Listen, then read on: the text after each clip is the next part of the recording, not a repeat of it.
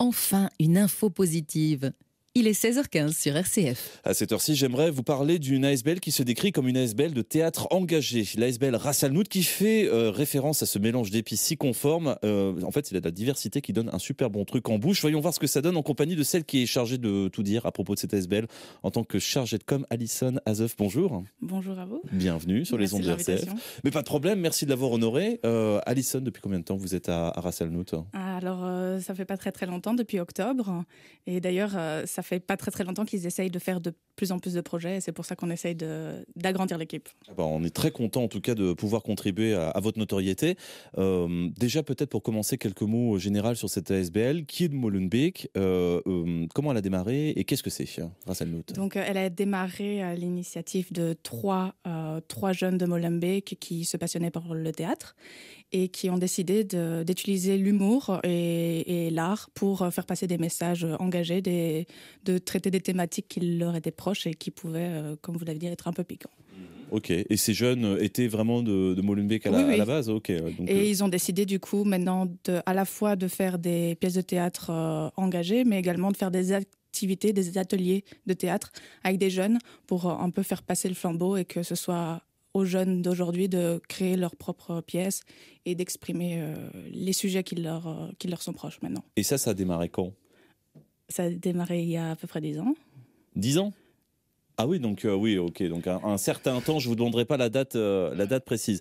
Effectivement, il y a deux bras dans l'ASBL. Il y a à la fois l'académie, qui sont des ateliers de théâtre, d'intervention auprès des adolescents, et les spectacles qui sont donc les créations originales engagées de théâtre et ce qu'on appelle le théâtre-action. C'est une petite idée du théâtre-action ? Qu'est-ce que c'est ? Alors le théâtre-action, c'est un spectacle qui est déjà préparé pour traiter d'une certaine thématique.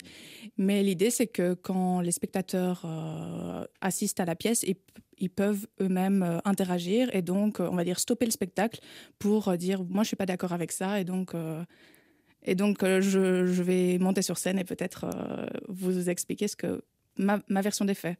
Et donc, ça peut amener beaucoup d'improvisation, de l'interactivité et beaucoup de surprises. Mais c'est trop bien. Ça veut dire en gros qu'on a la possibilité de faire une fonction replay ou même pause sur les faits au théâtre. Et donc, il faut attendre le talent des improvisateurs, aussi des comédiens pour pouvoir rebondir sur la réaction du public. Alors, on va évoquer 380 jours qui sera joué ce soir, parce que c'est une des créations qui est actuellement sur les planches chez Ras Al Nout. L'académie et ces ateliers de théâtre d'intervention pour les adolescents, ça prend quelle forme ?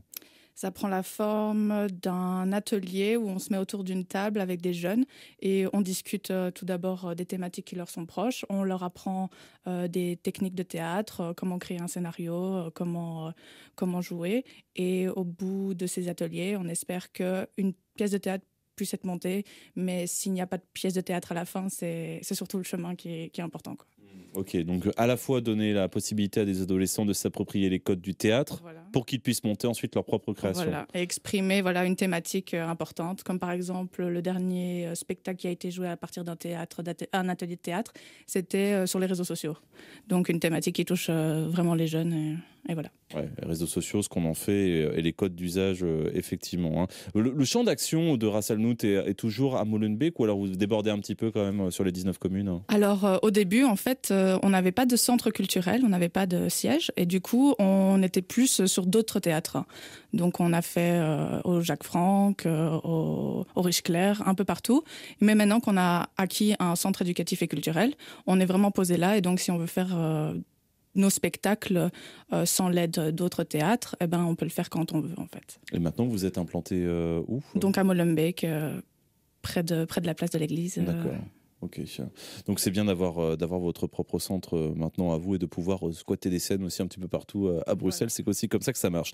Parlons donc de ce spectacle. C'est une création originale, 380 jours. Oui, c'est ça. Ça a été créé il y a à peu près 6 ans et ça évolue avec de nouveaux comédiens. Oui, parce que j'ai vu qu'il y avait déjà des commentaires presse de base sur cette pièce, donc je me suis douté que c'était pas une création de cette année. 380 jours, pourquoi ? Eh bien, non, mais je connais la raison, mais je vais vous laisser la donner, Alison. Mais du coup, 381 jours, ça fait référence à la durée du boycott des bus de la ségrégation aux États-Unis dans les années 50. Et c'est donc on utilise cette thématique pour faire un lien, un parallèle avec la situation actuelle des Belges issus de l'immigration. Et voilà. Alors, on comprend toute la dimension du théâtre engagé à partir du moment où on parle de tout le cheminement de la lutte pour les droits civiques qui seront donc pour tous, et la fin de la ségrégation aux États-Unis. Mais en quoi justement ça a un lien et en quoi justement c'est intéressant de comparer et de le mettre en scène ici en Belgique? C'est intéressant car on est dans une société où l'égalité est acquise, mais les minorités peuvent encore être confrontées à des discriminations. Et donc, on veut, à travers cette pièce, leur montrer qui sont en fait les acteurs de leur avenir, et qu'on veut leur montrer qu'il y a des pistes et des clés pour justement affronter les discriminations et peut-être changer la situation. Et vous jouez où ce soir? Donc ce soir, on joue à l'auditorium Jacques Brel sur le campus d'Hysteria. Oui. Et alors, certains types de théâtre proposent également une prise de parole ou un débat à la fin des pièces. Est-ce que c'est le cas pour 381 jours? Alors, je ne sais pas si ce sera le cas exactement ce soir. Par exemple, là maintenant, à 14h, il y a eu une représentation scolaire, donc il y a eu la possibilité d'avoir une interactivité avec des élèves.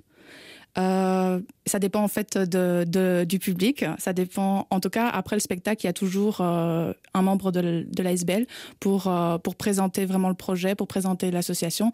Et ça arrive qu'il demande si quelqu'un a un avis à donner sur la pièce de théâtre. Une participation et autres. Donc, je sens bien en tout cas que c'est tout à fait il y a des théâtres où non, vous n'oseriez même pas interrompre les comédiens sur scène, ou alors je ne veux même pas d'avis à la fin de scène. Ici, chez Ras Al Nout, à mon avis, ça pose absolument aucun problème. C'est pas du tout le groove. C'est complètement différent. On aime parler au début de la pièce pour présenter. On aime parler à la fin de la pièce pour resituer, pour voir si les gens ont apprécié. C'est vraiment à la bonne franquette, on va dire. Donc accessible, c'est moins qu'on puisse dire. Est-ce que vos prix d'ailleurs sont accessibles pour venir voir cette pièce? Alors en général, c'est maximum 13 €.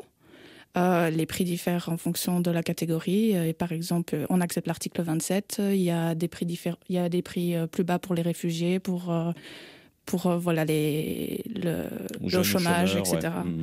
Et des prix de groupe. Donc pouvoir avoir accès à vos créations sans trop faire un emprunt hypothécaire ou vendre un rein, c'est effectivement le mieux encore. Et enfin, dernière question peut-être, Alison, mais c'est pas vous rendre service de vous poser cette question-là, vu que tous les comédiens sont sur les planches justement pour jouer cette scène. Qu'est-ce qu'elle va devenir cette pièce? Parce que effectivement, c'est une création d'il y a quelques années qui a su se renouveler avec l'arrivée de nouveaux acteurs, mais vous allez continuer à la jouer, ou alors il y a peut-être une suite à donner sur une thématique proche comme celle des droits sociaux et la fin de la ségrégation? Est-ce qu'il y a peut-être un autre spectacle à fonder pour la suite, et notamment dans le cadre de Ras Al Nout? Alors, on a déjà plein d'autres spectacles qui sont prévus à la programmation et qui traitent de près ou de loin de même genre de thématique. Par exemple, on a Chivat et Caragueuse, les réfugiés d'Anvers, qui vont parler justement de faire un lien aussi avec une histoire du théâtre de l'ombre, mais pour faire un lien avec notre situation actuelle, avec l'accueil des réfugiés. Mais il y a aussi Marrakech, qui traite aussi des discriminations du communautarisme et voilà, et de la diversité de Bruxelles. Mais cette pièce-là, en fait, on est toujours un peu... chaque année, on voit si on va la rejouer ou s'il y a des théâtres qui veulent jouer cette pièce. Donc, c'est pas la dernière année qu'on va la jouer, mais on ne sait pas encore quand elle va se rejouer. Et jusqu'ici, vous n'avez pas eu de problème pour la replacer sur les planches? Car j'ai l'impression, j'avais pris un petit extrait d'ailleurs que j'avais mis de côté. Ça m'a l'air assez dynamique. On va juste en écouter quelques mots. Si nous sommes réunis ici aujourd'hui, c'est pour poser des actes forts. Mais faites attention. L'homme blanc sera là. Il tournera autour de vous tel un vautour. Bon, c'est sûr que c'est toujours un peu compliqué sans images, mais on voit bien l'ambiance, en tout cas, en plus vraiment sauce d'époque, donc je trouve que rien que pour ça, ça a l'air quand même pas mal réussi. Le rendez-vous donc est ce soir à quelle heure pour 381 jours? À 20h, donc c'est au Jacques Franck. Non, à l'auditorium Jacques Brel. Ah voilà, je confonds les tous là. Donc auditorium Jacques Brel, où est-ce qu'on peut trouver des tickets? Est-ce qu'on peut les trouver sur votre site internet par exemple? Voilà, sur racelanote.be, dans le spectacle 380 jours, ou bien sur la plateforme Billet Web. Ok, peut-être préciser aussi que c'est ras-l-anout, Hanout.be. Sinon, un moteur de recherche fera très très bien le boulot, mais on ne donnera pas de marque évidemment. Est-ce qu'il y a des choses à ajouter concernant cette ASBL? J'ai peut-être pas. Maintenant qu'on vient d'entendre l'extrait, j'ai peut-être pas assez mis l'accent sur le fait qu'on utilise toujours l'humour pour justement faire passer toute cette thématique un peu dérangeante, et que c'est vraiment la marque de fabrique, c'est la comédie. Et voilà. Et ça, effectivement, fonctionne généralement le mieux. En tout cas, Alison, merci beaucoup d'avoir pris du temps pour venir nous voir. Bon courage à la SBL. Et puis, évidemment, si vous avez des autres actus, n'hésitez pas à nous solliciter. On sera ravis de vous accueillir une nouvelle fois dans l'Info Positive. Merci beaucoup. À bientôt.